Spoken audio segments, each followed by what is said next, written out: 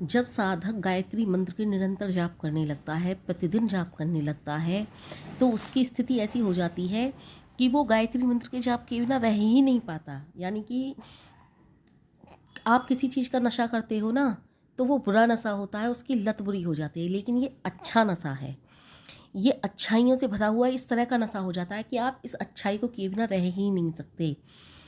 तो दिन रात वह बस यही यत्न करता है कि मैं किसी तरह से समय निकालूं और गायत्री मंत्र के जाप करने लग जाऊं।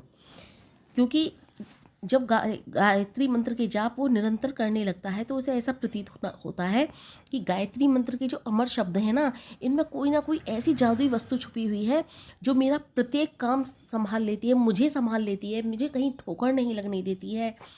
जहाँ मैं जाता हूँ मुझे वहाँ हाथ पकड़ लेती है मेरा। और जब इस तरह का आपको अनुभव होने लगता है, क्योंकि मैं गायत्री मंत्र के खुद जाप करती हूँ, मुझे अनुभव है इस चीज़ का, आपके साथ कुछ गलत हो ही नहीं सकता। और आपको लगता है कि ये मेरे साथ गलत हुआ है, तो आप 1-2 दिन में देखेंगे कि अच्छा प्रभु ने ये इसलिए किया था, अगर ये ऐसा ना होता तो ऐसा और भी ज़्यादा भयानक गलत हो जाता। तो इस तरह से आपको सब कुछ समझ आ जाता है जब आप गायत्री मंत्र के जाप करने लगते हैं। तो मैं तो बस यही कहूँगी कि ये एक ऐसा नशा हो जाता है कि ये दिन प्रतिदिन बढ़ता चला जाता है और साधक का ये नशा कभी उतरता ही नहीं। और फिर आपको एक बात और बताऊं, आप ही नहीं दीवाने होते हैं फिर माँ गायत्री के, आप ही ईश्वर के दीवाने नहीं होते हैं। फिर ईश्वर भी आपको उतना ही प्यार करने लगते हैं, ईश्वर भी प्रतीक्षा करते हैं मेरा कब आएगा भक्त जो मुझे भजेगा।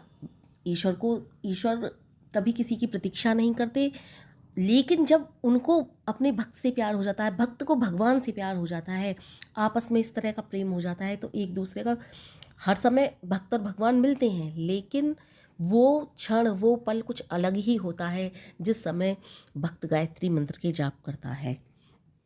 तो मैं तो बस इतना ही कहना चाहूँगी कि तुम मेरे भक्त जब इस तरह के विचारों में हो जाता है तो वो एक ही बात गाता है, उसके दिल और दिमाग में एक ही तरह के ख्याल उठते हैं, मेरा तुम ही दीन हो, ईमान हो, आराम हो, तुम ही आदि अंत हो, जीवन की शुभ शाम हो, आओ की दूरी तुम्हारी अब सही नहीं जाती, वेदना विरह बढ़ी इतनी बात कहीं नहीं जाती। तो इस तरह की विरह अग्नि साधक को लगने लगती है।